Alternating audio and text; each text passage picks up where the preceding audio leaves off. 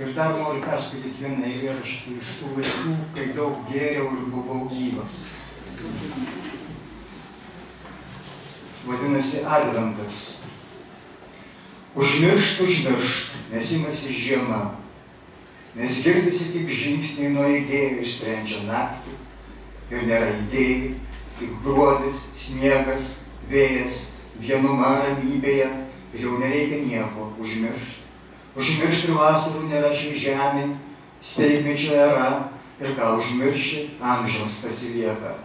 Vos tik prašvitus kaupęs vėl naktis, todėl brangus kiekvienas spindulėlis šviesos, trapaus dangaus netikras smėlis, aukštai lėktuvas, viskas paslapti šią šaltą dieną.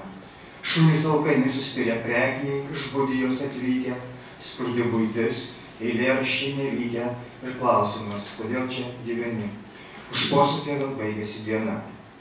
Ir baigės metai sunkiai sudėlėti.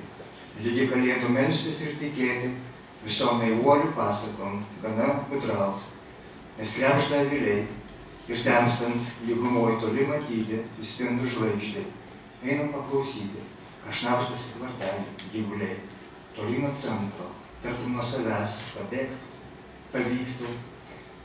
Vis didėja įnis vajanis mašta, pasibelst nakvynės ten, kur vaizduotė būdinti, atvest į paritus, į šiaurę, į namus, į šaltą gruodį, kur sustoja saulė, kur tik žiema, o vasara apgaulė.